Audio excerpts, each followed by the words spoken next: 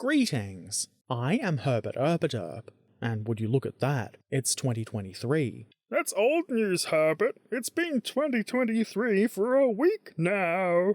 It has, hasn't it? And I guess that's like 4 years on the internet. I hope you've all had a safe and happy New Year time, and that 2023 hasn't already turned into a dumpster fire for you. To start the new year, my air conditioner failed, so that's cool. Anyway, it's time for Ask a Herbert Erpaderp, where questions are asked of Herbert Erpaderp, and I, Herbert Erpaderp, will answer them. Before I get to the questions, I figure it's worth saying that I'm changing Ask a Herbert Erpaderp Day again, which I know is a really important announcement. Going forward, Ask a Herbert Erpaderp will be on Friday for patrons, and Saturday evening for everybody else. That's obviously my local time, which is Australian Eastern Standard. Mark your calendars accordingly. Anyway, question time. Martin Gotham said, "Have you thought about getting a 3D printer?" I get this question quite a bit, and I always have the same answer. I have thought about it, but I don't really have anywhere to put one, and I'm not interested enough in tinkering with designing things, so I'd probably print a few things until the novelty wore off, and then it would gather dust. Also, it's a bit more of an investment than I can make at the moment. If I'm going to be spending money, I would really prefer to buy a new air conditioner, or model train stuff. Spanish Boy said, "Favourite soda? I personally like Dr. Pepper. I'm diabetic, so I don't really drink a lot of soda. There still isn't really a whole lot of variety in sugar-free soft drinks, so I mostly drink Pepsi Max. I do like Dr. Pepper though. It is kind of hard to find the sugar-free version, and you don't often see the regular sugary version around here very much either, so I mostly stick to Pepsi Max." Trekan Beluvic said, "Have you decided if you want to get 1 year older in 2023? I think I won't. I'm already old enough. I think I'll just stay this age. That's how it works, right? It's voluntary." Herchion said, "Do you see yourself enhancing your train layout with moving models off the tracks? Cars driving about, windmills, that sort of thing?" I haven't really thought about it very much yet, but I am definitely interested in that sort of thing. I've not looked very deeply into the moving cars sort of thing, but I do hope there's something that looks good and works well for N-scale. I can see size being an issue for that kind of thing. Probably a good idea to get that in before a lot of the scenery though, so maybe I should think about that more. In addition to moving stuff, I do plan to do a fair bit of lighting, because that's fun as well. Luke Paul said, "How come you don't have a model railway channel on the Discord?" Mostly because I would like to avoid channel bloat.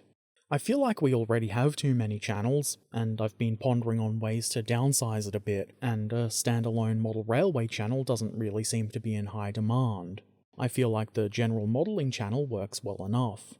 Hetz's Gunner Hetz said, "Will we be getting a scale model of the USS General R. Ford in 2023? 2022 has been another disappointing year for modern aircraft carriers, with the only new tooling for a post-World War II carrier being Gaga 3D's USS Forrestal CV-59 aircraft carrier." I have no idea. I'm not especially interested in modern aircraft carriers, and I don't really keep up with what manufacturers are planning anyway, especially around subjects I'm not really that interested in. I would imagine there might be some kind of military secrecy thing around modern carriers, though that would just be a guess on my part, but maybe that kind of thing is preventing a model from being released. Or maybe they did market research and found that it wouldn't be profitable. There could be all kinds of reasons for that sort of thing. Trekan Beluvic said, "Are you going for Great Western stuff only for your model railway? Or, when time goes by, will you have other stuff too? Steam locomotives only for Herbert Erpaderp?" I do like Great Western stuff, and while I don't plan on modelling a specific time or area, I think it will mostly be Great Western stuff from around World War II up to the early British Rail diesel era.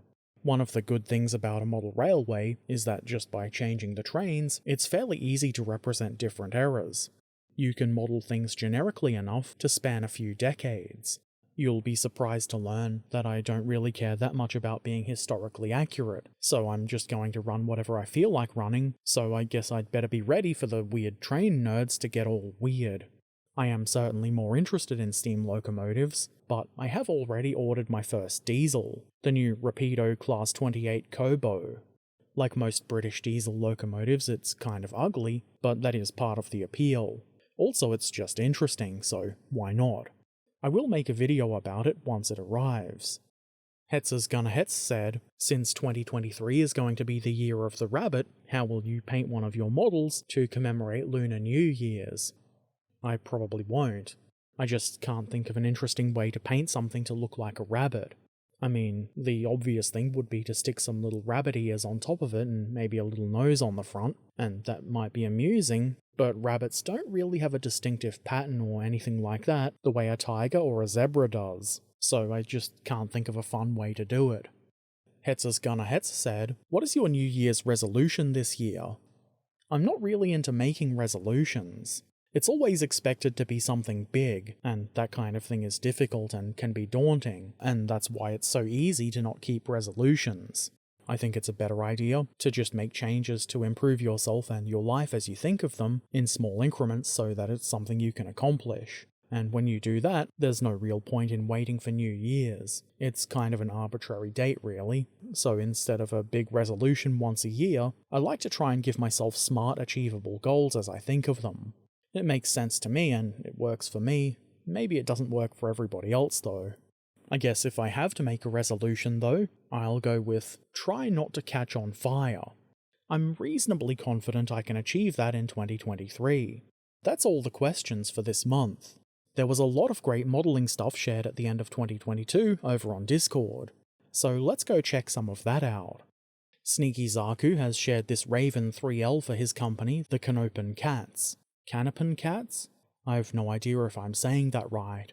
I also know nothing about Battletech, but this thing really does look cool. It also looks like a really fun little model to paint. I've probably said this about Sneaky Zaku's Battletech stuff before, but I really like the main colour used here. Very nicely done. Eru shared this T-26 from their Soviet army. This is the Rubicon 28mm scale kit, which reminds me that I need to build my own T-26. Eru says the camo scheme and freehanding could have been done better, and, well, yeah, we can always do better, there's always room for improvement, but it doesn't look bad at all. Freehanding in particular is quite hard, so keep at it. Trekan Beluvic shared a pair of German vehicles. These are both 15mm scale plastic models from Battlefront, and you'll be surprised to learn that one of them is a King Tiger, and the other is not a King Tiger. It's a Hummel. And they're both very nicely painted. In this last picture here, it looks like the King Tiger is about to pat the Hummel's butt. They're very close, you see, so it's okay. Here's another Hummel. Am I even saying that right?